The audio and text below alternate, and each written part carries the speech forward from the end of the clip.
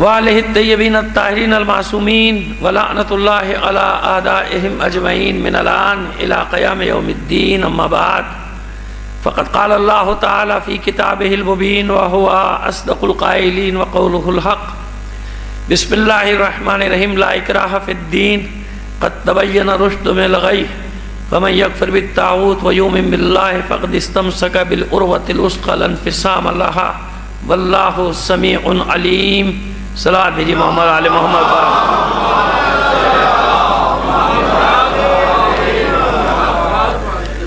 آپ سے درخواست کریں گے مرحوم سید عاشق حسین، مرحومہ سیدہ نواب بی بی، مرحومہ سیدہ غلام فاطمہ اور اسی خاندان کے دیگر مرحومین اپنے مرحومین شہدائے ملت جعفریہ اور ابھی چند روز پہلے جو لاہور میں ہی شہید کیے گئے ذاکر اہل بیت علامہ ناصر عباس صاحب ملتان، ان کو شامل کر کے ایک سورہ فاتحہ پڑھ کر بخش دیجیے گا. بسم اللہ.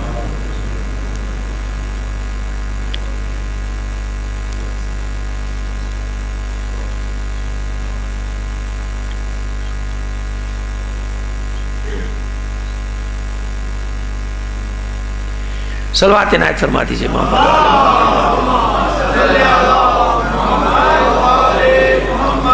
مل کر اس سے بہتر انداز میں بلند آواز سے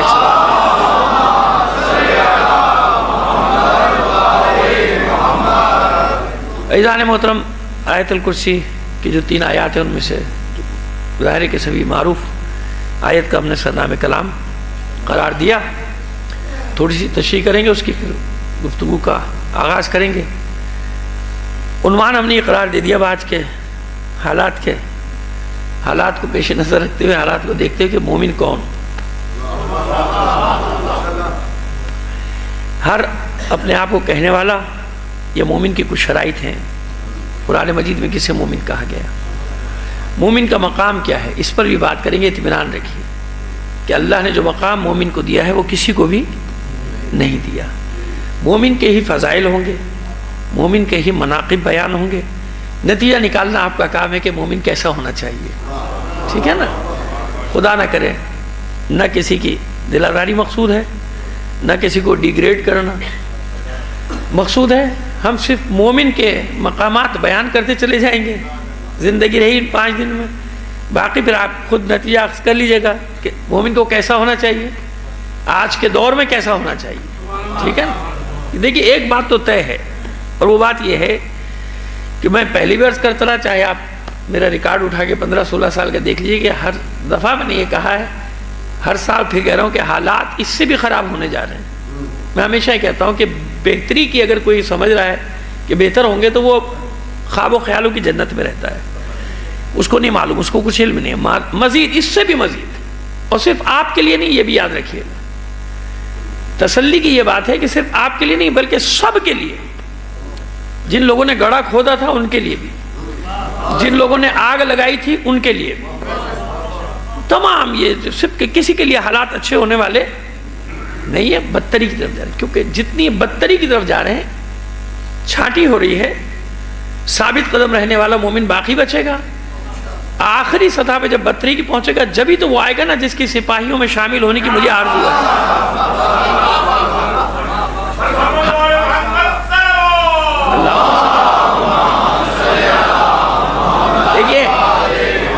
دیکھیے ہم بالکل آپ سے حقائق پر بات کرتے ہیں، مشاہدے پر بات کرتے ہیں.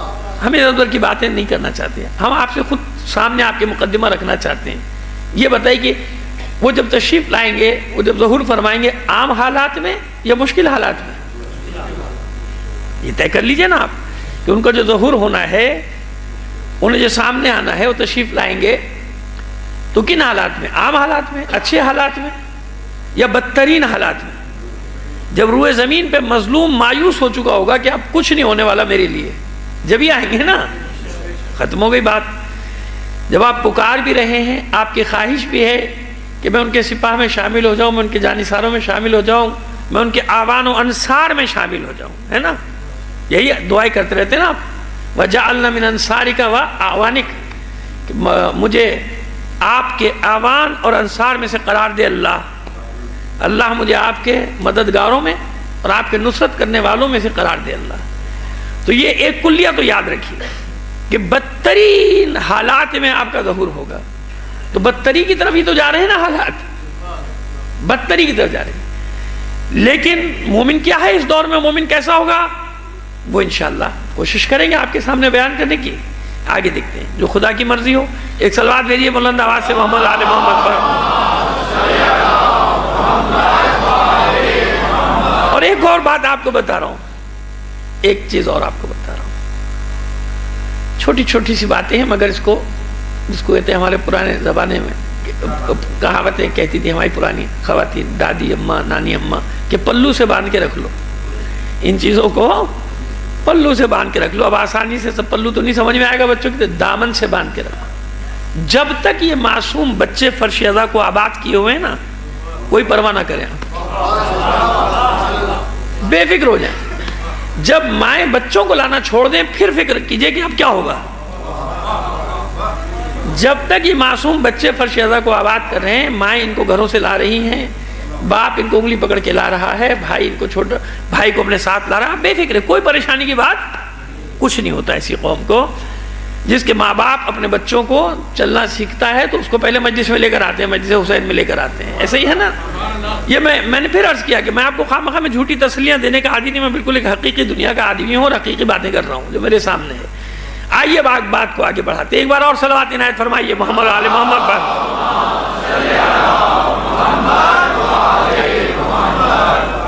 لا اکراہ فی الدین قد تبین الرشد من الغی.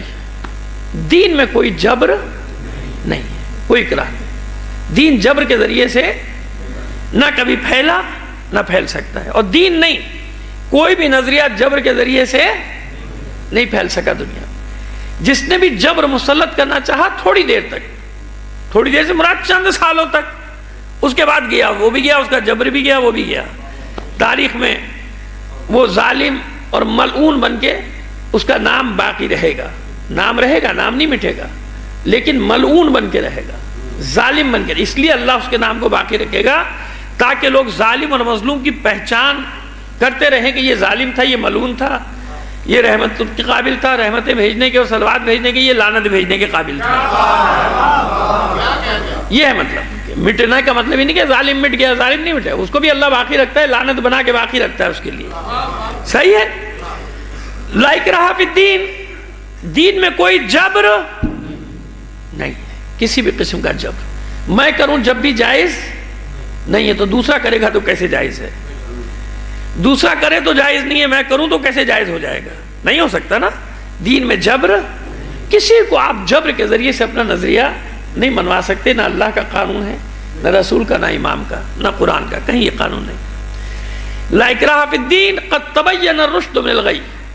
جبکہ رشد و ہدایت گمراہی سے الگ ہو چکی، معلوم ہو گیا کہ یہ ہدایت ہے، یہ گمراہی ہے، اس کے باوجود بھی اجازت نہیں کہ کوئی جبر سے اپنا نظریہ منوائے. جبکہ ظاہر ہو گئی، روشنی الگ ہو گئی، اندھیرا الگ ہو گیا، ظلمات الگ ہو گئے، نور الگ ہو گیا. اس کے باوجود کسی کو اجازت نہیں کہ کوئی جبرن اپنا عقیدہ کسی پر، اپنا نظریہ کسی پر، اپنا دین کسی پر مسلط کرے. لا اکراہ فی الدین قد تبین الرشد فمن یکفر بالطاغوت. پس جس نے بھی طاغوت سے کفر کیا. آپ سمجھتے ہیں کافر کا صرف برا ہی معنی ہے؟ قرآن مجید میں کافر کا اچھا معنی بھی ہے، یہی ہے نا.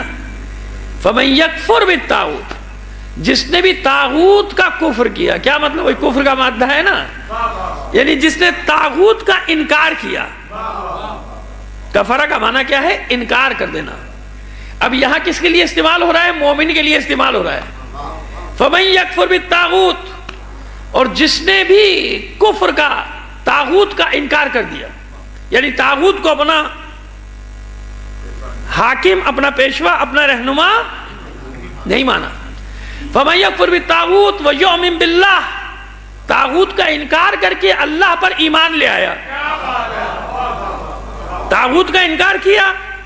طاغوت کی تشریح پہلے کبھی کیے، چند سال پہلے، پھر کر دیں گے آئندہ مجالس. آج موقع ملا تو آج، نہیں تو بعد میں زندگی رہی تو کر دیں گے آپ کے سامنے. ابھی اتنے ہی رکھیے لفظ. یوں سمجھ لیجیے کہ جس نے بھی سرکشوں کا انکار کیا، فمن یکفر بالطاغوت ویؤمن باللہ، اور اللہ پر ایمان لے آیا. اور کیا کیا اس نے پھر اس کے بعد؟ یہ ایمان اور کفر کا، طاغوت کا انکار کرنا، طاغوتی طاقتوں کا انکار کرنا، اللہ پر ایمان لانا، یہ کیا نتیجہ دیتا ہے؟ فَمَن يَكْفُرْ بِالطَّاغُوتِ وَيُؤْمِن بِاللَّهِ فَقَدِ اسْتَمْسَكَ بِالْعُرْوَةِ الْوُثْقَىٰ لَا انفِصَامَ لَهَا۔ بس اس نے ایک ایسے مضبوط سہارے کو تھام لیا کہ جو کبھی ٹوٹنے والا نہیں ہے۔ اس نے اس مضبوط سہارے کا، مضبوط چیز کا سہارا لے لیا، مضبوط رسی کو تھام لیا، ایسا مضبوط سہارا اس کے ہاتھ میں آ گیا، فقد استمسکا، اس نے ہاتھ میں تھام لیا، پکڑ لیا مضبوطی کے ساتھ اس مضبوط سہارے کو، لانفصام لہا، جو ٹوٹنے والا ایسا۔ یعنی اللہ پر ایمان لانا، دو چیزیں بتائی، ایک اللہ پر ایمان لانا، ایک طاغوت کا انکار کرنا، دو چیزیں ایک ساتھ نہیں چل سکتی۔ انسان ایمان کا بھی اعلان کرے اور طاغوت پر بھی ایمان رکھے۔ لہذا اگر دیکھیں، اب آپ کو اب یہ تو آیت کی تشریح کر رہے ہیں، ابھی مضمون تک تو پہنچے ہی نہیں، ابھی تو آیت کی تشریح کر رہے ہیں۔ اب ایسا آدمی پہچاننے میں کتنی آسانی ہے آپ کو کہ کہتا ہے میں مسلمان بھی ہوں، کہتا ہے اللہ پر ایمان بھی رکھتا ہوں، اور طاغوت کے ہاتھ میں بیعت بھی کیے ہوئے ہے۔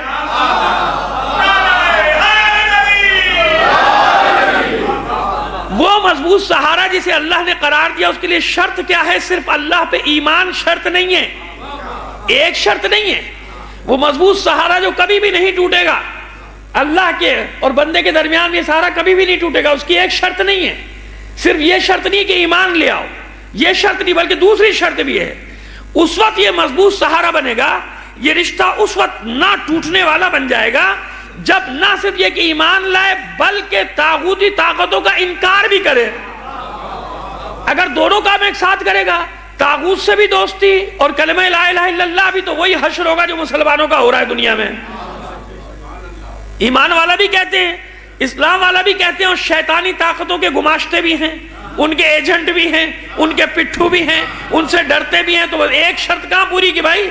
نہیں پوری کی نا۔ لہذا وہ مضبوط سہارا ان کے ہاتھ سے نکل گیا، وہ مضبوط رشتہ ان کے پاس نہیں رہا جو ٹوٹنے والا نہ تھا۔ پروردگار فرماتا ہے لانفصام لہا، یہ کبھی بھی نہیں ٹوٹے گا، یہ بڑا مضبوط رشتہ ہے، اور اللہ دیکھ بھی رہا ہے، اللہ علم بھی رکھتا ہے۔ واللہ سمیع علیم، سننے والا بھی ہے اور جاننے والا بھی ہے، علم بھی رکھنے والا ہے، سننے والا بھی ہے اور علم بھی رکھنے والا ہے۔ اللہ جانتا ہے۔ دو شرطیں بتائی تھی، تم کہاں دو شرطیں پوری کر رہے ہو بھائی؟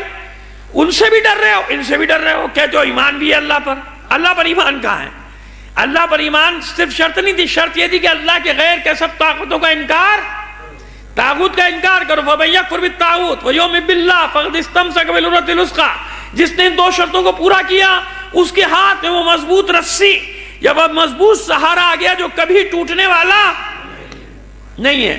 اب اس کے بعد کی وہ آیت ہے اللہ ولی الذین آمنوا، بس ان ایمان لانے والوں کا مولا ہے اللہ۔ ان ایمان لانے، مولا تو کائنات کا خالق، تو پوری کائنات کا خالق ہے۔ کہنے کا مطلب یہ کہ سرپرست اللہ ولی الذین۔ سرپرستی کا مطلب کیا ہے؟ کارساز۔ سرپرستی کا مطلب کیا ہے؟ نگاہ رکھنے والا۔ سرپرستی کا مطلب کیا ہے؟ حفاظت کرنے والا۔ سرپرستی کا مطلب کیا ہے؟ راستہ دکھانے والا۔ مالک کے معنی میں نہیں ہے، مالک تو پوری کائنات کا ہے، سارے عالمین کا خالق مالک وہی اللہ کی ذات ہے۔ یہاں لفظ خاص استعمال ہوا، اللہ ولی الذین آمنوا، جو لوگ ایمان لائے ہیں ان کا ولی اللہ ہے، اطمینان رکھو۔ اللہ ولی ہے، کیا مطلب ہے یہاں ولی کا؟ کہ اللہ سرپرست ہے، اللہ کارساز ہے، اللہ حفاظت کرنے والا ہے، اللہ جاننے والا ہے، اللہ دیکھنے والا ہے، اللہ سننے والا ہے۔ پریشان مت ہو، گھبرا مت جایا کرو۔ جب پریشانیاں حد سے بڑھ جائیں تو پھر یہ سوچا کرو نا کہ ہمارا ولی کون ہے۔ ابھی تو صرف ایک ولی کی بات کریں نا، بات آگے بڑھے گی تو دیکھیے کہاں تک پہنچتی ہے، سب جگہ پہنچ جائے گی بات۔ قرآن ہی سے نے بتایا نا کہ کون کون ولی ہے، ابھی تو ایک ولی کی بات کر رہے ہیں، سیدھی سیدھی بات چل رہی ہے، تاکہ ذرا گڑبڑ نہ ہو جائے، مطلب کو آپ تک پہنچانے میں آہستہ آہستہ چلیں گے، سیڑھی بہ سیڑھی آگے بڑھتے چلے جائیں گے۔ اللہ ولی الذین آمنوا، جو لوگ ایمان لائے، جو مومن ہیں، اللہ ان کا سرپرست ہے، اللہ ان کا کارساز ہے۔ جب سارے راستے بند ہو جائیں تو اللہ ان کا راستہ نکالنے والا ہے۔ یہ سب یقین دلا رہی ہے قرآن مجید، یہ کسی مولوی کی باتیں نہیں ہیں. یہ ایسا بھی نہیں کہ کوئی کہہ دے کہ ضعیف حدیث، قرآن کی آیت ہے. جب اللہ فرما رہا ہے کہ اللہ ولی الذین آمنوا یخرجہم من الظلمات الی النور، اندھیروں سے نور کی طرف لے آئے گا مومنین کو. اللہ جن کا سرپرست ہے ان کے لیے کیا کرے گا؟ ظلمات سے نور کی طرف لے آئے گا. یہ ظلمات سے مراد صرف جہل کی تاریکی نہیں، ہر قسم کے ظلمات. جہل کی تاریکی سے علم کے نور کی طرف لے آئے گا، کفر کے اندھیروں سے ایمان کی طرف لے آئے گا، ایمان کے نور کی طرف لے آئے گا. جتنی بھی ظلم کی، کیونکہ ظلمات ہے نا یہاں جمع ہے، ایک ظلم ہوتا تو ایک معنی ہوتا نا. پھر ہم کہتے ہیں کہ اندھیرے سے نہیں، یخرجہم من الظلمات الی النور، یعنی ظلمات کی جتنی بھی قسمیں ہیں، ظلمات یعنی ظلم کی جتنی بھی قسمیں ہیں، ان تمام مظالم سے اللہ ان کو باہر نکال کر لے آئے گا. یہ اللہ کا وعدہ ہے. اسی لیے آیت الکرسی پڑھتے ہیں نا، ہزار کے لیے پڑھتے، ویسے بھی مومن کو پڑھنی چاہیے اور بچوں کو بھی یاد کرا. عموماً یاد کرا دیتے ہیں مائیں اپنے بچوں کو، آغوش میں ہی آیت الکرسی وغیرہ یاد کرا دیتی ہیں. تو اسی لیے پڑھا دیتا ہے. کیوں؟ اس میں اللہ نے وعدہ کیا ہے اپنے کہ میں محافظ ہوں تمہارا، تم کیوں ڈر رہے ہو، تم کیوں گھبرا رہے ہو. اللہ ولی الذین آمنوا یخرجہم من الظلمات الی النور، جتنی بھی ظلم کی قسمیں ہیں ان تمام سے اللہ باہر نکال کے نور کی طرف لے آئے گا. والذین کفروا اولیاءہم الطاغوت. اب یہ ایک دو آیتیں ساتھ ساتھ، وہاں کفر اچھے معنی میں، یہاں کفر اب وہی کافر کے معنی میں. جو عرف عام میں جب ہم کافر کہتے ہیں تو ہماری مراد کیا ہوتی ہے؟ جو اللہ کا انکار کر رہا ہو. والذین کفروا اولیاءہم الطاغوت، اور جو اپنا سرپرست بنا لیتے ہیں طاغوت کو، یا وہ لوگ کہ جنہوں نے کفر کیا اور اپنا، ان کے سرپرست کون بن جائے گا؟ طاغوت. سرکش لوگ ان کے سرپرست بن جائیں گے. اب ان کی سرپرستی میں کیا ہوگا؟ یخرجونہم من النور الی الظلمات. اگر حالت ایمان میں بھی تھا تو حالت ایمان سے بھی نکل کے ادھر چلا جائے گا ظلم کی طرف.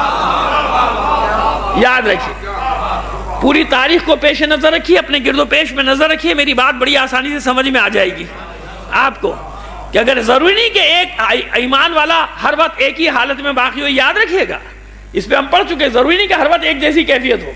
ممکن ہے کہ خوف یا لالچ اس کو کہیں اور کسی اور راستے پر ڈال دے. ہوتا ہے کہ نہیں ہوتا؟ تو بس کیا ہوا، جس نے بھی طاغوت کو اپنا سرپرست بنایا یا طاغوت جن کے سرپرست بن گئے، کیا ہوا؟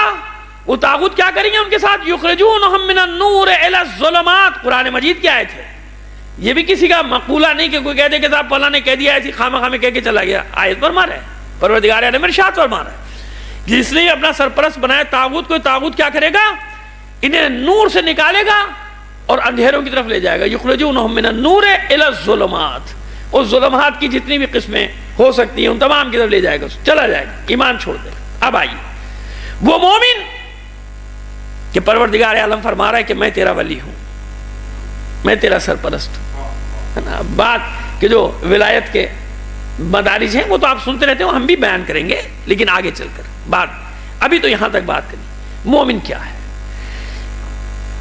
جو جملہ کہنے جا رہا ہوں بہت سے حضرات چونک پڑیں گے کہ یہ جملہ کیا کہہ رہے ہیں، لیکن میں نہیں کہہ رہا. میرا اور آپ کا مولا، میرا اور آپ کا آقا، میرا اور آپ کا سید السردار، بلکہ کائنات کا مولا، مولا عارفان، مولا متقیان، مولا کائنات علی ابن ابی طالب علیہ السلام فرماتے ہیں، مولا فرماتے ہیں کہ مومن نور ہے. آپ نور و بشر کی بحث میں پڑے رہتے ہیں نا، ہم آپ کو بتانا چاہ رہے ہیں کہ نور کیا ہے. فرماتا ہے میرا مولا کہ مومن نور کے ساتھ دنیا میں آتا ہے اور نور کے ساتھ ہی دنیا سے جاتا ہے. مومن، ابھی ہم نے پہلی سیڑھی پہ قدم رکھا ہے، دیکھیے بات کہاں تک جاتی ہے. فرماتے ہیں سید و سردار کہ مومن نور کے ساتھ آتا ہے اور نور کے ساتھ ہی چلا جاتا ہے. یہ نور اس کے علم کا نور ہے. وہ جو نور و بشر کی بحث میں پڑھتے نا، ان کو میں سمجھانا یہی تو چاہتا ہوں ہمیشہ کہ کس بے وقوفانہ احمقانہ بحث میں پڑھے ہو. نور کی قسموں کو تو سمجھو. کائنات کی ہر شے میں اللہ کا نور کار فرما ہے. کوئی انکار کر سکتا ہے اس کا؟ اب بتائیے، ہر شے نورانی ہے تو گھبرایا مت کیجئے کہ ہر کوئی نورانی بننے لگ جائے تو. نور کی قسمیں ہیں، نور کی قسمیں ہیں، اس پہ پڑھ چکے ہم سال گزشتہ میں، یاد ہے، تکرار نہیں کرنا چاہتے. جنہیں نہیں سنا ان کے لیے ایک جملہ اس لیے کہہ دیا کہ وہ سمجھیں گے یہ کیا کہہ دیا. ہم تو پیغمبر کو نور کہتے ہیں، اس پہ جھگڑا ہو جاتا ہے، امام کو نور کہتے ہیں، اس کو جھگڑا ہوتا ہے، کہتے ہیں مومن بھی نور ہے. میں تو اور آگے بڑھ کے کہہ رہا ہوں کہ اللہ نور السماوات والارض، آسمان و زمین کا نور کون ہے؟ اللہ کی ذات. اور عرفا یہاں تک کہتے ہیں کہ کائنات کی ہر شے میں خدا کا نور کار فرما ہے، کائنات کی ہر شے میں اللہ کا نور کام کر رہا ہے کہ نہیں ایسا؟ چلیے آئیے بات کو آگے بڑھائیں. مولا فرماتے ہیں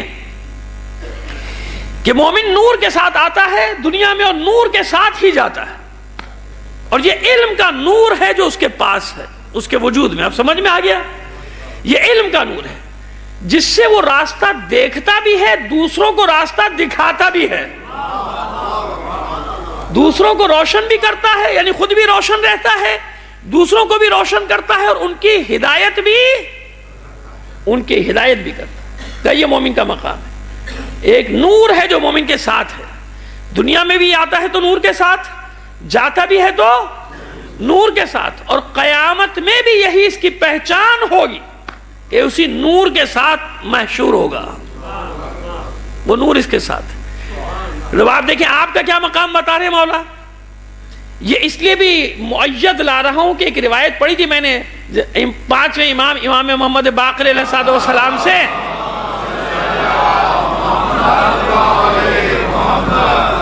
جناب خاتون محشر کے بارے میں.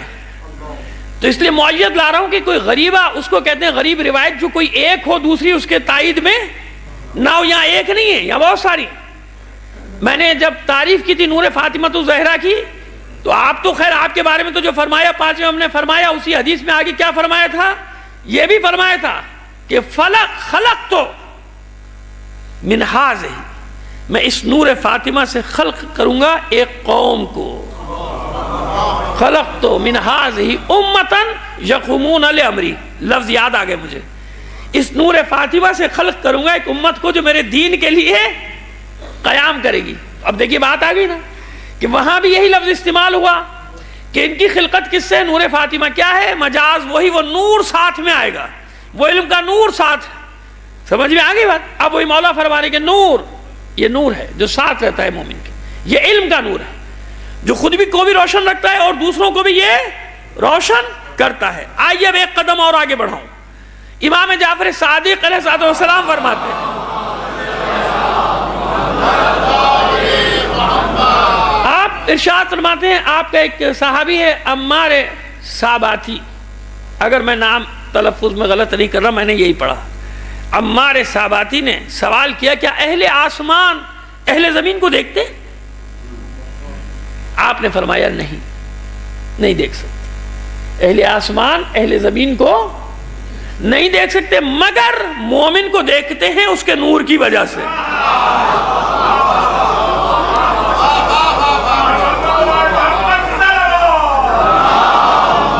یعنی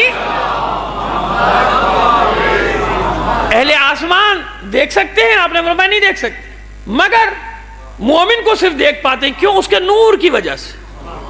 مومن اپنے نور کی وجہ سے پہچانا جاتا ہے. لہذا یہ دوسری منزل ہے مومن کی، مومن یہ ہے. اور پھر فرماتے ہیں اس کے بعد بات مکمل نہیں ہوئی، اس جملے کے بعد فرماتے ہیں کہ قیامت کے دن، خود قیامت کے دن مومن کو 5 ساعات ایسی ملیں گی جن میں وہ دوسروں کی بھی شفاعت کرے گا. پھر ایک اور حدیث، پھر حدیث سنیے، پہلے ابھی سنتے جائیے. آپ ہیں کیا؟ آپ کو یہ تو پتا چل جائے کہ معصومین نے آپ کو کیا بنایا اور آپ کیا بن گئے. آپ کو کیا مقام دے رہا ہے خدا اور اس کا رسول. خدا، اس کا رسول اور اس کے امام آپ کو کتنے بڑے بڑے مرتبے دے رہے ہیں.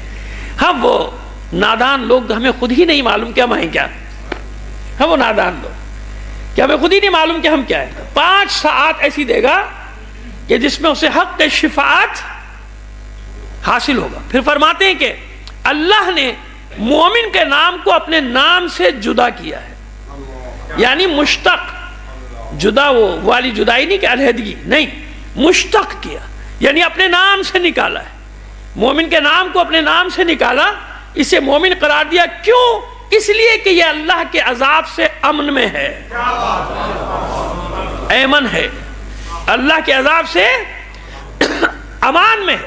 اور صرف یہ امان میں نہیں بلکہ اس مومن کا نام مومن اس لیے رکھا گیا کہ یہ نہ صرف خود امن میں ہے بلکہ جو اس کے ساتھ ہوگا اس کو بھی عذاب جہنم سے بچا کر لے جائے گا، اس کو بھی امان میں رکھے گا، جو اس کے ساتھ والا ہے اس کو بھی امان دے گا۔ یہ معصوم نے بتائی مومن کے وجہ تسمیہ کہ اللہ نے قرآن مجید میں یہ نام کیوں دیا، مومن کیوں بتایا اپنے نام سے، وہ امان دینے والا ہے نا، اس لیے یہ مومن کا المومن جو اللہ کا ایک نام ہے یہ معنی ہے۔ وہ معنی نہیں کہ اللہ مومن تو معاذ اللہ خود دلیلیں دیتے ہیں دشمنوں کو، ہم وہ نادان لوگ ہیں،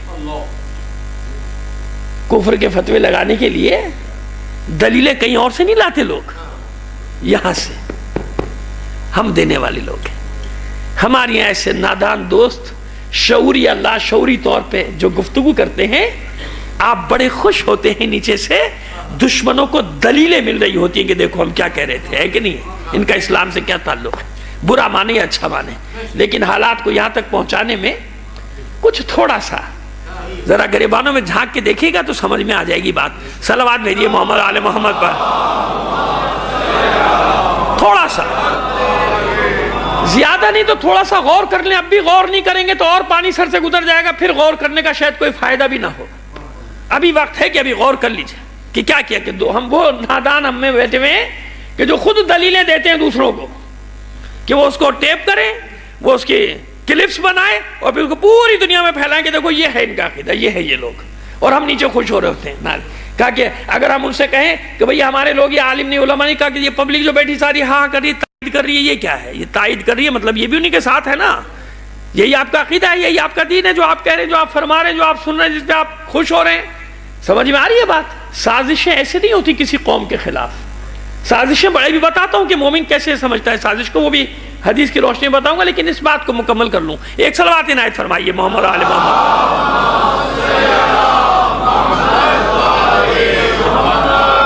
پس یہ مومن خود بھی امن میں ہے، دوسرے کو بھی امن میں رکھے گا، عذاب سے امن میں رکھے گا۔ اب آئیے مومن کہاں پایا جاتا ہے، مومن ہے کون؟ ایک اور حدیث، آج حدیثیں ہی بیان کریں گے، پھر کل دیکھیں گے زندگی رہی تو کہاں تک بات جاتی ہے۔ پوچھا، مومن کی تعریف پوچھی گئی چھٹے امام، امام جعفر صادق علیہ السلام، اور یہ جو مجھے حوالے دینے کی ضرورت نہیں ہے کیونکہ یہ روایات ایسی ہیں کہ یہیں اسی کتاب خانے میں صفات الشیعہ اور فضائل الشیعہ موجود ہوگی، کتاب شیخ صدوق کی صفات الشیعہ اور فضائل الشیعہ کے مصنف کا میں نام بھول رہا ہوں، اس میں ساری روایت، اور بہار میں پھر ان کے حوالے سے، اور پھر اس کے بعد آیت اللہ بیرجندی نے، محمد باقر بیرجندی نے ان تمام کے حوالے دیکھے، وہ میرے پاس موجود ہیں حوالے، اس کے بغیر میں بات نہیں کرتا۔ فرماتے پوچھا مومن کی صفات کیا ہیں، تو اب دیکھیے معصوم نے جواب دیا، چھٹے امام نے فرمایا کہ مومن علوی ہے، مومن علوی ہوتا ہے، مومن ہاشمی ہے، مومن قرشی ہے، مومن عربی ہے، مومن نبتی ہے، مومن آجمی ہے، مومن مجاہد ہے، مومن مہاجر ہے، مومن انصاری ہے، مومن فارسی ہے۔ اب آپ دیکھیے ظاہری لفظ کیا ہیں یہ سارے کے سارے۔ کس نے پوچھا کہ مومن کون ہے، تو آپ نے فرمایا مومن علوی ہے، مومن ہاشمی ہے، مومن قرشی ہے، مومن عربی ہے، مومن نبتی ہے، مومن مہاجر ہے، مومن انصاری ہے، مومن مجاہد ہے، مومن آجمی ہے یا عجمی، اور مومن فارسی ہے۔ اب بظاہر سب طبقات اس میں آگے کہ نہیں آگے؟ آپ فرما دیتے کہ ہر جگہ ہے مومن، نہیں، اس میں راز ہے، ایک ظاہر ہے، ایک باطن ہے، تشریح کرنی پڑے گی ایک ایک لفظ کی مجھے۔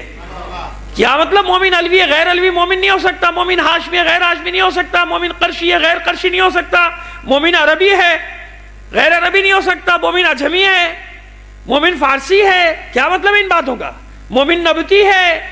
دیکھیے جب معصوم کوئی لفظ کوئی تعریف بیان کرے تو اس کا مطلب یہ کہ گہرا ہے نا معنی ظاہر بھی حجت ہے کہ مومن ان تمام طبقوں میں سے ہوتا ہے، لیکن اب آئیے ایک ایک لفظ کی چھوٹی چھوٹی سی تشریح کر دیں، آپ کو سمجھ میں آ جائے گی ساری بات.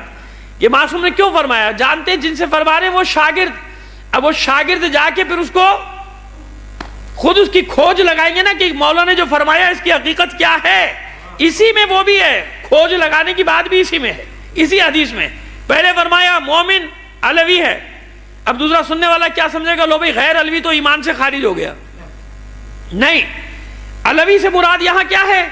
ایک تو وہی علی کا ماننے والا، ظاہر بھی ٹھیک،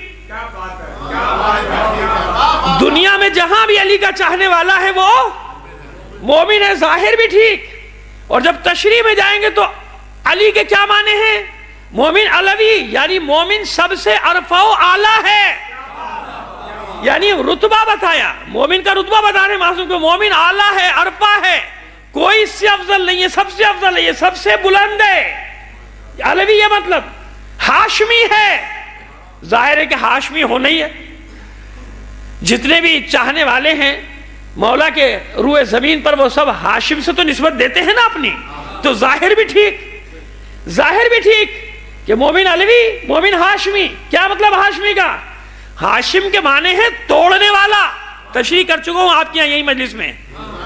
ہاشم کی کہ روٹیاں توڑ توڑ کے شوربے میں کھلاتے تھے نا جناب ہاشم. نام تو امرو تھا، لقب پر لقب نام بن گیا تھا ہاشم. تو مومن ہاشمی ہے. کیا مطلب؟ ضلالت اور گمراہی کے اندھیروں کو توڑ کر ہدایت کی طرف آ جاتا ہے، پردوں کو پھاڑ دیتا ہے، شکست دے دیتا ہے، ان کو شکست کر کے اور پھر آ جاتا ہے ہدایت کے نور کی طرف. مومن ہاشمی ہے. مومن قرشی، قرشی قریش کے معنی آپ کو یاد ہو، ہم نے 7-8 سال پہلے جب اجداد پیغمبر کے بارے میں اشرا پڑھا تھا تو قریش کے 3-4 معنی بتائے تھے، اس میں 2-3 معنی مشترک ہیں. وہ مشترک ہے اجتماع، جمع ہونا، دسترخوان پہ جمع ہونا، یا جنگ کے لیے جمع ہونا، یا پراگندہ قبیلوں کو جمع کیا تھا، اس لیے لقب پڑا تھا جناب فہر کا قریش، کیونکہ جمع کیا تھا بکھرے ہوئے لوگوں کو قریش. مومن قرشی ہے. کیا مطلب؟ اس حساب سے بھی قرشی ہے. اگر ظاہری طور پہ کوئی سادہ آدمی سنے گا کہے گا ٹھیک ہے سادہ لوگ، لیکن معصوم کے تو ہر معنی میں ظاہر بھی ہے اور باطن بھی ہے کہ نہیں ہے. قرشی ہے یعنی بکھر کے نہیں رہتا، جمع ہو کے رہتا ہے. کیا مطلب ہے بکھرنے اور جمع ہونے سے میری مراد؟ آپ کہیں گے کہ مولا نے تو فرمایا تھا کہ پھیل جاؤ، آپ کہیں گے نہیں، جمع ہونے سے کیا مراد؟ ظاہری طور پہ کتنا ہی بکھرا ہوا ہو، کہیں رہتا ہو، اس کی فکر کا محور ایک ہوتا ہے. جیسے کئی موقعوں پہ آپ نے اس اجتماع کا مظاہرہ کیا کہ نہیں کیا، پوری دنیا میں، پورے پاکستان میں جگہ جگہ کا قرشی ہے، یعنی کہیں بھی رہے گا فکر ایک رہے گی اس کی. یہ مومن. دیکھیے بڑی میں نے محنت کی ہے اپنے تئیں، اپنے ذوم، مجھے گمان یہ ہے، میری فکر یہ ہے کہ میں نے بڑی محنت کی، میری محنت ضائع نہیں ہونا چاہیے. ٹھیک ہے نا؟ آپ کے لیے ان 5 دنوں کے لیے بہت خدا قبول کرے آپ کی عبادت کو بھی، اور میری زحمتوں کو بھی دعا بھی کیجئے گا میرے لیے. لیکن اب جو میں آپ کو بتاؤں، قرشی کہ ظاہری معنی بھی ٹھیک، اور دوسرا معنی کیا ہے کہ قرشی. یہ مطالب ہم نے پہلے کہیں نہیں بیان کی، اس لیے ہم چاہتے ہیں کہ آپ کی پوری توجہ رہے. قرشی یعنی کہیں بھی ہو، جسمانی طور پہ، فکری طور پہ ایک جگہ جمع ہوگا، فکری طور پہ یہ بالکل ایک ہوگا. قرشی، مومن قرشی ہے. مومن نبتی ہے. نبتی نون با توئے، توئے نبت. اب اسی سے نکلا ہے استنباط. مومن ہمارے علوم سے استنباط کرنے والا ہے. جو اجتہاد کے قائل نہیں، ان کے لیے حدیث میں یہ لفظ بھی رکھا ہوا ہے. جب سمجھ میں آ جائے کہ مومن ہے ہی نہیں جو بیٹھ جائے تحقیق کرے گا، جستجو کرے گا ہمارے علوم کے لیے، وہ خود باقر العلوم، تو ان کے غلاموں کو کیسا ہونا چاہیے بھائی؟ استنباط کرنے والا، ہمارے علوم سے استنباط کرنے والا ہوگا مومن. مومن ایسے خواہ کی سنی سنائی باتوں پہ نہیں عقیدے اور اس کی بنیادیں اور عمارتیں کھڑی کر دے گا، بلکہ استنباط کرنے والا ہوگا، استخراج کرنے والا ہوگا، ہمارے علوم سے، ہمارے احکام سے استنباط کرے گا. عربی، مومن عربی ہے. کیا مطلب عربی؟ کتاب خدا عربی، پیغمبر ختم مرتبہ صلی اللہ علیہ وآلہ وسلم اس میں ظاہر ہے کہ آپ یہ بات یاد رکھیں کہ رحمت للعالمین ہے، لیکن قرآن مجید نے 2-3 جگہ یہ ارشاد فرمایا نا، بعث فی الامیین، انہی میں سے، انہی ام القریٰ کے رہنے والوں سے. کیوں؟ عربوں کی خاصیت تھی کہ قرآن مجید نے بتایا کہ اگر ان میں سے نہ ہوتا تو یہ کسی کو رسول نہ مانتے. پوری دنیا نے مان لیا عرب ہونے کے باوجود، مانا نا، مان رہی ہے پوری دنیا رسول جہاں بھی مسلمان ہیں. لیکن اگر عربوں میں نہ آتے پیغمبر ختمی مرتبت کہیں اور آتے تو عرب قیامت تک نہیں مانتے.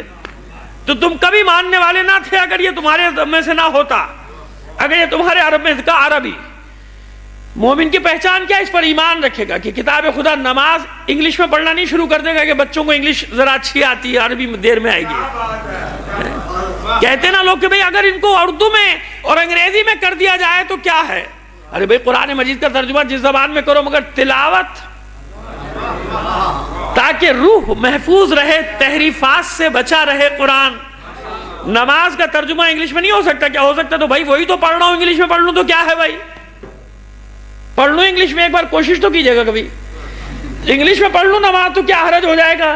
لیکن جب ہر زبان میں ترجمہ ہوگا الگ الگ، میں اردو میں، آپ پنجابی میں، کوئی سرائکی میں، کوئی سندھی میں، کوئی پشتو میں، کوئی رشین میں، کوئی چائنی میں، کیا بن جائے گی نماز؟ بھائی ہر زبان کے تقاضے، ہر زبان کے مطابق ترجمہ، اس لیے کہا کہ اصل اس میں رکھنا، ترجمہ کرتے رہو قرآن مجید کا، حدیث کا اپنی زبان میں، مگر روح، اصل، عبارت، متن، تاکہ حوالہ دینے کے لیے ہو. یہ نہیں، یہ تھا. اسی لیے ترجموں میں کتنی گڑبڑ ہوئی. جب ترجموں میں اتنی گڑبڑ ہو سکتی ہے تو پوری کتاب اگر اجازت ہوتی کہ اپنی اپنی زبان میں لکھا کرو، پڑھا کرو، تو بھی کیا سے کیا بنا کے نہیں پڑھتے لوگ کتاب کو.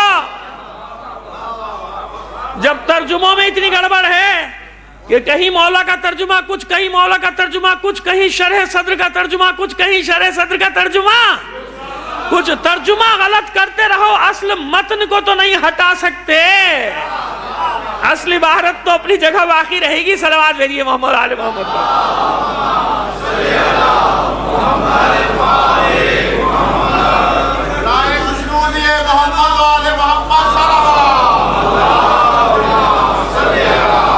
آئیے اب سمجھ میں آ گیا کہ مومن عربی نماز اردو میں نہیں پڑھے گا، پنجابی میں نہیں پڑھے گا. بڑی کوشش کی لوگوں نے ایسے گروہ پیدا ہونے چاہا، انہیں نے کہ بھئی اپنی زبان میں پڑھا جائے تو کیسا ہے، اپنی زبان میں پڑھے گے تو دیکھو بھی کیا سے کیا ہو جائے گا. جب اتنی دنیا کی 3000 زبانوں میں جب ترجمہ ہو کے سب اپنی اپنی زبان میں پڑھے گے تو کیا سے کیا بن جائے گی نماز. معنی کہاں پہنچ جائیں گے، مفاہیم کہاں پہنچ جائیں گے، درود کے ساتھ کیا ہوگا، ہوگا کہ نہیں ہوگا. لہذا مومن عربی، مومن عجمی، مومن آجمی ہے، گونگا ہے. دونوں معنی صحیح ہے. عجم یعنی غیر عرب، یعنی صرف عربوں کا خاصہ نہیں ہے ایمان لانا، غیر عرب جو ہیں وہ بھی مومن ہیں. مومن عجمی یا آجمی دونوں لفظ ہیں. اور دوسرا معنی لے لیجئے، ساکت ہے، خاموش ہے، گونگا ہے. کس بارے میں گونگا ہے؟ ہمارے دشمنوں کی تعریف کبھی اس کے منہ سے نہیں نکلے.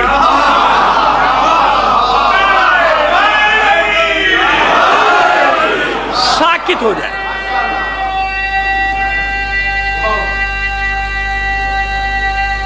ماشاءاللہ ساکت ہے.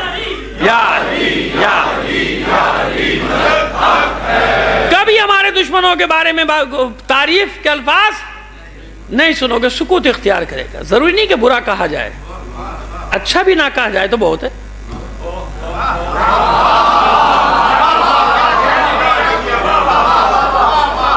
کاش یہ جملہ آپ تک پہنچ گیا ہو میرا اپنے مفہوم کے ساتھ، جو مفہوم آپ تک پہنچانا چاہتا ہوں. ایک صلوات بھیجیے محمد آل محمد پر.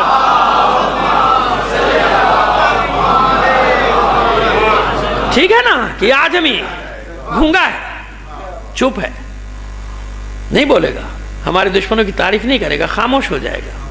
یعنی یہ نہیں کہا کہ ضرور، یہ نہیں کہا فرمایا کہ وہ مومن ہے جو ضرور برا کہے.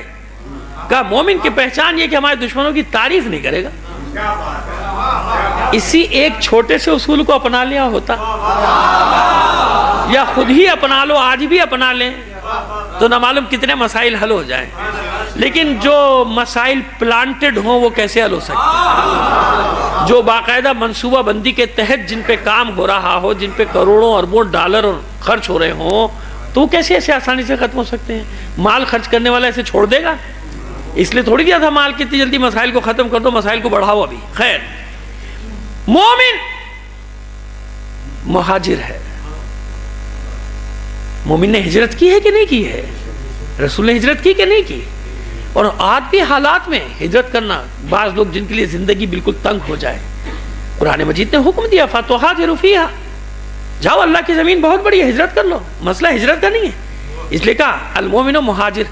اگر کوئی جان و مال کے خوف سے ہجرت کر جائے، اس پہ زندگی تنگ ہو جائے، اس کی ملامت نہ کرو، وہ بھی مومن ہے. اگر وہ ہجرت نہ کرتا تو دنیا کے 200 ممالک میں تشیع پھیلتا کیسے؟ اگر وہ ہجرتیں نہ کرتا دین کی خاطر تو دنیا بھر میں پھیلتا کیسے مذہب اہل بیت؟ ارے بھئی جہاں جا رہا ہے دین لے کے جا رہا ہے کہ نہیں جا رہا ہے؟ المومن المہاجر، یہ ہجرت کرنے والا. دوسرا معنی کیا فرماتے ہیں؟ یعنی اس کی تشریح کیا کی علماء نے کہ مہاجر ہے مومن. کیا مطلب؟ من حجر السیئات. یہ بھی حدیث کہ جو گناہوں سے ہجرت کر کے ادھر آ جائے وہ مہاجر ہے. المہاجر روایات میں اور احادیث میں مہاجر کی تعریف کیا بتائی گئی؟ المہاجر من حجر السیئات، جو گناہوں سے ہجرت کر لے، گناہوں سے ہجرت کر جائے اسے مہاجر کہتے ہیں. تو یہ مومن یہ ہے، دونوں معنی میں مومن ہے. المومن انصاری، مہاجر بھی مومن ہے اور انصار بھی مومن ہے. المومن مہاجر ظاہری معنی بھی، مہاجر بھی اور انصار دو ہی تو طبقے تھے نا، کہ المومن المہاجر، المومن الانصار، یہ انصار ہیں. مومن انصار ہے. کیا مطلب؟ وہ انصار جنہوں نے نصرت کی. اور باطنی معنی کیا؟ جو قیامت تک دین کی نصرت کرتے رہیں گے، اللہ کے دین کی، اللہ کے رسول کی، ائمہ طاہرین کی نصرت کرتے چلے جائیں گے، وہ مومن ہے. جو نصرت کرے گا وہ مومن ہوگا، جو نصرت نہیں کرے گا وہ میں نہیں کہہ رہا وہ کیا ہوگا، میں تو یہ کہہ رہا ہوں کہ جو نصرت کرے گا وہ کیا ہوگا؟ المومن الانصاری. المومن المجاہد، مومن مجاہد ہے. دو طرح کے جہاد کرتا ہے. کبھی تقیہ کی صورت میں جہاد کرتا ہے، کبھی شمشیر کے ساتھ جہاد کرتا ہے. بڑا مشکل تھا لوگوں کے لیے اس زمانے میں. جان دینا آسان تھا، زمین چھوڑ دینا بڑا مشکل تھا. کہتے جان دے دیں گے، چلے جانا بزدلی ہے، شہید ہو جائیں گے، لڑ جائیں گے. لیکن ائمہ طاہرین نے حکم دیا کہ یہ جہاد کرو، یہ تقیہ جہاد ہے، تاکہ دین محفوظ رہ سکے اور دوسری جگہوں تک پھیل سکے. لہذا ظلم جب اتنا حد سے بڑھ جائے کہ تقیہ کر کے نکل جاؤ، یہ جہاد ہے. ابھی ایسی صورتحال نہیں، یہ نہ سمجھے کہ میں آپ کو کہہ رہا ہوں تقیہ کرنا شروع کر دو. لوگ ایک ایک جملے کے کئی معنی لے جاتے ہیں. سبھی اس معاملے میں بہلول ہیں نا، سب پہ جنون طاری ہو جاتا ہے. مولوی سے خود سن کے آیا ہوں، لہذا بس آج سے نام بھی بدل دیا میں نے، عبدالغفور نام ہے میرا. جاؤ صلوات بھیجیے محمد علیہ محمد.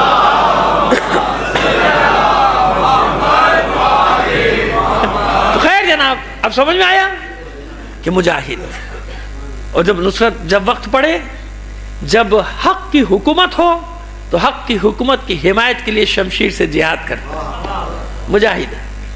اور پھر آخری بتایا کہ المومن فارسی، یعنی صرف عرب اور عجم مومن نہیں، بلکہ تشخیص کا کہ فارسی بھی، یعنی فارس کا رہنے والا بھی مومن. یہ تو ایک معنی ہے نا عام آدمی کے لیے کہ خوش ہو جائے سن کے کہ فارسی بھی مومن ہے. ہاں بھئی ہے مومن. فارسی کا معنی کیا وہ تو دیکھو. فارسی عربی زبان میں جب نکالیں گے، اس کو چھانٹیں گے تو نکلے گا فراست سے. اتقوا، اب حدیث سنیے پیغمبر ختم مرتبہ صلی اللہ علیہ وآلہ وسلم کی. فرماتے ہیں خدا کے حبیب کے اتقوا فراست المومن فإنہ ینظر بنور اللہ. مومن کی فراست سے ڈرنا، کیونکہ یہ اللہ کے نور کی مدد سے دیکھتا ہے.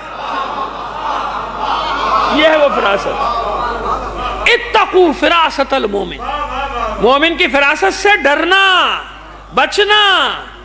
فَإِنَّهُ يَنْظُرُ بِنُورِ اللَّهِ، جب یہ دیکھتا ہے تو اللہ کے نور کی مدد سے دیکھ رہا ہوتا ہے. جہاں بات شروع کی تھی آج کی مجلس میں وہیں پہ بات ختم کر رہا ہوں کہ مومن کے ساتھ ہے کہ نہیں نور. دنیا میں آ رہا ہے تو، دنیا سے جا رہا ہے تو، چل رہا ہے تو، دیکھ رہا ہے تو. یہ حدیث رسول ہے، حدیث رسول ہے. اتقو فراست المومن، مومن کی فراست سے ڈرنا بچنا. کیوں؟ فَإِنَّهُ يَنْظُرُ بِنُورِ اللَّهِ، یہ اللہ کے نور کی مدد سے دیکھتا ہے. یعنی جو کچھ چھپا ہوا ہو پیچھے وہ بھی پڑھ لیتا ہے. صرف سامنے چہرے نہیں دیکھتا، پیچھے ہونے والی سازشوں کو بھی پڑھ لیتا ہے. اب دنیا میں اس کی مثال آپ کے سامنے آئی کہ نہیں آئی؟ دنیا کی اس کی مثال کتنی جگہ پہ سامنے آئی کہ سب جگہ رونتے چلے گئے، رونتے چلے گئے، رونتے چلے گئے، مگر جب شام پہنچے تو شام ہو گئی. ہے نا؟ اور اطمینان رکھیں اسی شام میں ان کی شام ہوگی. بے فکر رہیے آپ، میں رہوں نہ رہوں آپ اطمینان رکھیں، اطمینان رکھیں. کیوں؟ وہاں وہ دیکھنے والے بیٹھے ہیں نا، وہ نگاہیں رکھنے والے بیٹھے ہیں. کیسا سرپٹ بھاگے دوڑے پیچھے، جانتے تھے کہ یہاں مومن بیٹھا ہے جو صرف ہمارے چہرے نہیں دیکھ رہا، دل بھی پڑھ رہا ہے، ان سازشوں کو بھی دیکھ رہا ہے. اتقوا فراست المومن. تو مجھے نام لینے کی شخصیتوں کی ضرورت نہیں کہ میں لبنان کے نام لینا شروع کروں، شام کے نام لینا شروع کروں، اور جگہوں کے نام لینا شروع کروں. سامنے آگے نا فراست مومن. جب بھی فراست سے کام لوگے بڑی بڑی طاقتوں کو شکست فاش دے دو گے. اپنی فراست کو کام میں تو لاؤ. اس لیے میں نے یہ عنوان، یہ موضوع انتخاب کیا. وہ بھی آپ جیسے گوشت پوست کے انسان ہیں جن کے سامنے دنیا کی عالمی طاقتوں نے، شیطانی طاقتوں نے، سامراجی طاقتوں نے گھٹنے ٹیک دیے. ان کے مقابلے پہ بھی انہی دہشت گردوں کو دنیا بھر سے جمع کر کے وہاں پہنچایا گیا تھا یا نہیں؟ پہنچایا گیا تھا نا. میں سامنے کی باتیں کر رہا ہوں یا کسی اور زمان جناب موسیٰ کے زمانے کی بات تو نہیں کر رہا، کوئی جناب نوح کے زمانے کی بات تو نہیں کر رہا کہ آپ کو واقعہ سنا رہا ہوں کہ ایسا ہوا تھا، مومنین نے یہ کیا تھا. آپ کہیں گے بھئیہ اس زمانے میں ہوگا، آج کہاں سے ہو جائے گا. میں تو آج کی بات کر رہا ہوں نا کہ مومن جب فراست سے کام لیتا ہے تو کیا نتیجہ نکلتا ہے کہ بڑی بڑی طاقتیں گھٹنے ٹیک دیتی ہیں. اس لیے یہ وہ نادان ہے جو اپنے آپ کو بھی نہیں پہچانتا، اپنا بھی دوست نہیں ہے. اس کو معلوم ہی نہیں کہ اللہ نے، معصوم نے، رسول نے، امام نے، اس کے مولا نے اس کو مقام اور مرتبہ کیا دیا ہے. کسی سے ڈرنے کو نہیں کہا رسول نے کہا اتقوا فراست المومن، خبردار مومن سے مت ڈرنا، مومن کی فراست سے ڈرنا. فَإِنَّهُ يَنْظُرُ بِنُورِ اللَّهِ، جب یہ دیکھتا ہے تو اللہ کے نور کی مدد سے دیکھتا ہے. آخر تک سازشوں کو پڑھ لیتا ہے. بس یہ دور کون سا دور ہے؟ اپنی فراست سے کام لینے کا دور ہے، عقل و شعور سے کام لینے کا دور ہے. وہ گوشت پوست کے انسان ہے، بتا چکا، جو دنیا بھر کی سازشوں کا مقابلہ کر رہے ہیں. مجھ جیسے آپ جیسے انسان ہیں. پھر کیا سبب ہے؟ پھر کیا وجہ ہے؟ پھر آخر کب تک؟ ہم سے تو پوچھتے ہیں کہ کب تک ہوگا، لیکن ہم بھی تو سوال پوچھنے کا حق رکھتے ہیں کب تک آپ کی فراست سامنے نہیں آئے گی؟ کب تک آپ میں اجتماعی سوچ پیدا نہیں ہوگی؟ کب تک اپنے پیروں پہ کھڑے ہونے کی آرزو آپ میں نہیں جاگے گی؟ کب تک سہارے تلاش کریں کہ یہ بچائے، کہ یہ بچائے، کہ یہ بچائے، اس کے ساتھ مل جاؤ یہ بچائے گا، اس کے ساتھ مل جاؤ وہ بچائے گا؟ کیوں؟ اپنے پیروں پہ کھڑے ہونے کی خواہش نہیں ہے، اپنی عقل، اپنے فہم پہ اعتبار نہیں ہے، اپنی فراست پہ اعتبار نہیں ہے، اپنے قوت بازو پہ بھروسہ نہیں ہے، یا اللہ کے وعدے پر یقین نہیں ہے. کیا بات ہے؟ کیا کمی ہے؟ جب اللہ ولی ہے، اللہ وعدہ کر رہا ہے، جب رسول وعدہ کر رہا ہے، رسول یہ منصب دے رہا ہے، جب امام وعدہ کر رہے ہیں، امام یہ منصب کر رہے دے رہے ہیں کہ کھڑے تو ہو جاؤ میدان میں، ہم ہیں پیچھے. پیچھے نہیں بلکہ قوتیں تو سامنے رہتی ہیں ہمارے، ہم ہیں تمہارے لیے، مگر کھڑے ہونے کی کوشش تو کرو بھائی، ساتھ مل کر چلنے کی کوشش تو کرو. میں نے عرض کیا حالات تو پتہ نہیں کہاں جانے، ابھی اس سے بھی خراب جانے. آج نہیں کل غور کریں گے میری باتوں پہ، آپ آج غور کر لیں گے تو اچھا ہے، یعنی ان ایام میں، اس دور میں، موجودہ دور میں غور کر لیں گے تو زیادہ جلدی صف بندی ہو جائے گی. ہماری وجہ سے، یاد رکھیے یہ ملک بنا ہے اور ہماری وجہ سے ہی بچے گا. یہ حقیقت ہے، آج نہیں کل دنیا مانے گی. کیونکہ دیکھیے ایک بات تو کوئی مانے یا نہ مانے سب جانتے ہیں نا، کتنے مظالم سہنے کے بعد بھی آج تک ہم نے اپنے جوانوں کو کبھی اسٹیٹ کے خلاف کھڑے ہونے کا حکم دیا؟ ملک کے خلاف لڑنے کا حکم دیا؟ ملک کے خلاف سازشیں کرنے کا حکم دیا؟ نہیں نا. کوئی چیلنج ہے ہمارا، نہیں دے سکتے. کیوں؟ یہ ہمارا دین نہیں ہے.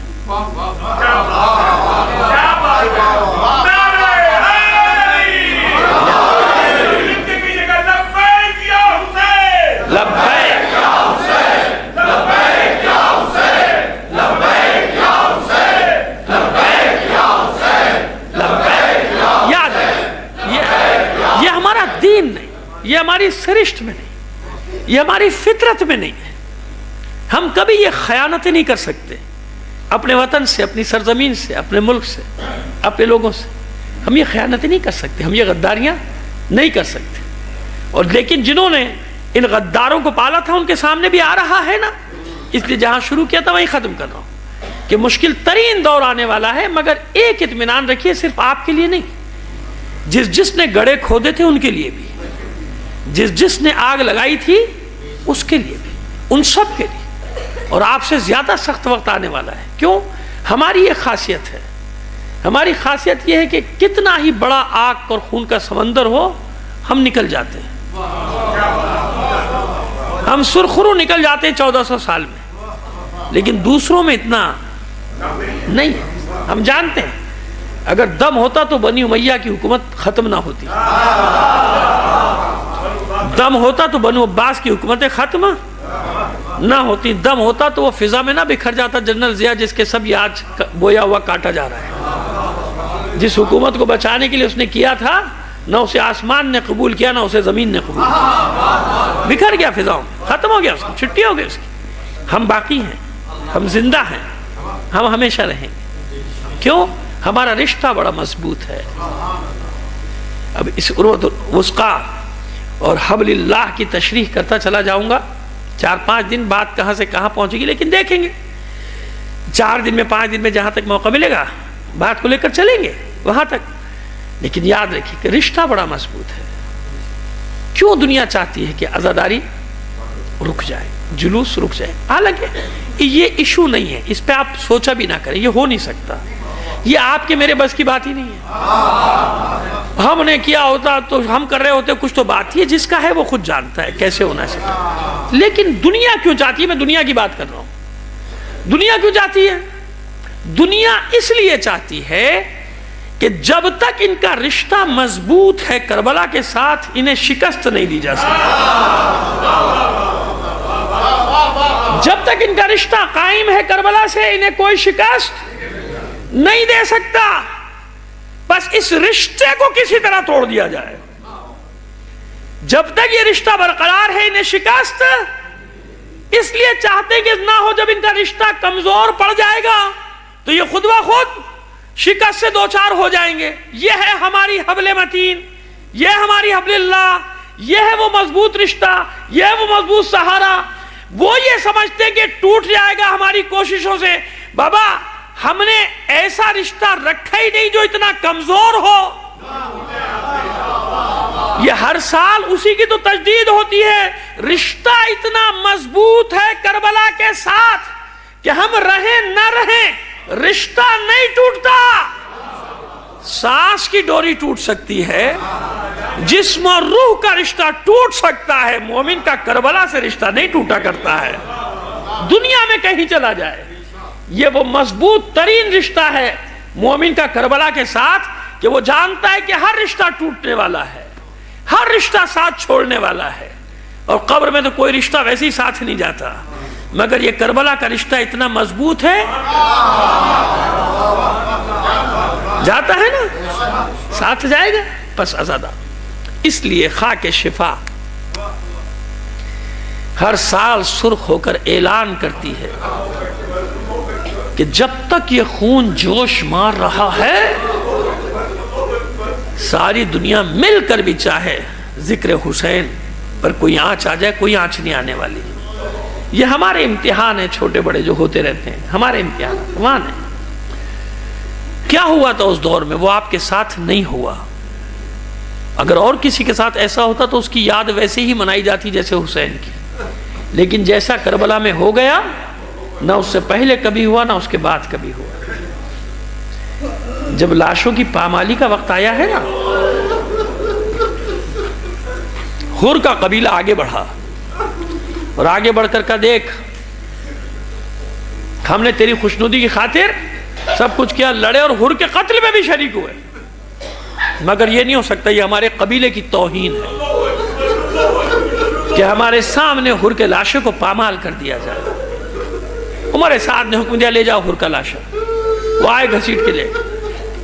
اب حبیب ابن مظاہر کے قبیلے کے جو لوگ, آپ کا بھی تعلق بنی اسد سے, بنی اسد کے کچھ لوگ جنگ میں شریک تھے, اس لشکر میں تھے, وہ آگے بڑھے. یہ تو ہماری توہین ہے کہ حر کے قبیلے والے حر کا لاشا لے جائیں اور حبیب کا لاشا پامال ہو جائے. وہ آگے بڑھے, ایسا نہیں ہو سکتا, ہمارے قبیلے کا آدمی ہم لڑ لیے, مار دیا, قتل میں شریک ہوئے, مگر یہ نہیں ہو سکتا کہ لاشا پامال ہو جائے, ہماری توہین ہے قبیلے کی. کہ لے جاؤ. ابن اوسجا کے قبیلے کے لوگ آگے بڑھے, ہلال ابن نافع کے, بنی حمدان کے لوگ بڑے, برر حمدانی کا لاشا لے گئے, یہاں تک کہ سب کوئی نہ کوئی تعلق جتا کے ہر لاشے کو لے گئے,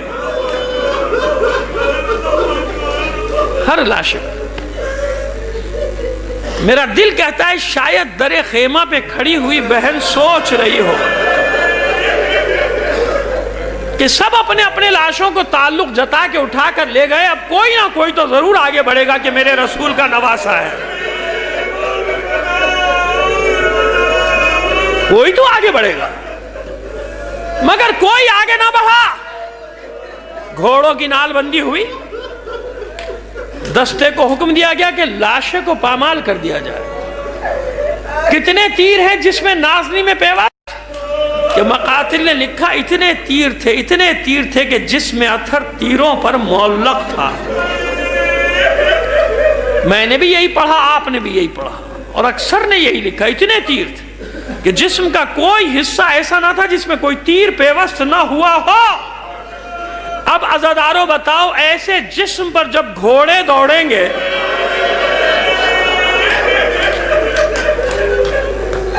اس لیے زیارت ناہیہ جو منسوب ہے امام سے, اس میں خاص طور پر یہ جملہ انسان کے وجود کو ہلا دیتا ہے, میرا سلام ہو اس لاشے پر جو گھوڑوں کی ٹاپوں تلے اس طرح پامال کیا گیا تھا کہ خاک سے یکساں کر دیا گیا تھا. خاک سے یکساں ہو گیا تھا حسین کا لاشا. پامال ہونے کے بعد یہ وہ لاشا ہے کہ جب اسیر جا رہے ہیں کربلا سے کوفہ, اور پسر سعد نے حکم دیا تھا کہ ان قیدیوں کو لاشوں کے درمیان سے نکالو تاکہ ان کی مصیبت میں اضافہ ہو, ان کے مصائب میں اضافہ ہو. ثانیہ زہرہ پشت ناقہ پر ہے, ہاتھ بندھے ہوئے, مگر جب بھائی کے بے گور و کفن لاشے کو دیکھا تھا تو اپنے آپ کو ان ناقے سے گرا دیا تھا. تڑپ تڑپ کر روتی تھی, پکار پکار کر کہتی تھی نانا نانا, یہ تیرا وہ حسین ہے جسے تو سینے پر سلاتا تھا, یہ تیرا وہ حسین ہے جو تیری زلفوں سے کھیلتا تھا, یہ تیرا وہ حسین ہے جو تیرے شانوں پر سوار ہو کر مدینے کی گلیوں میں گھوما کرتا تھا.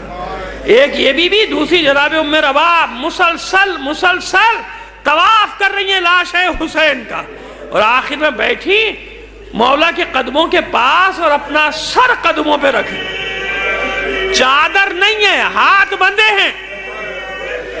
والی اس کنیز کو معاف کر دینا, معاف کر دینا, آپ پیاسے قتل کر دیے گئے, میں آپ کے گلے کو تر نہ کر سکی.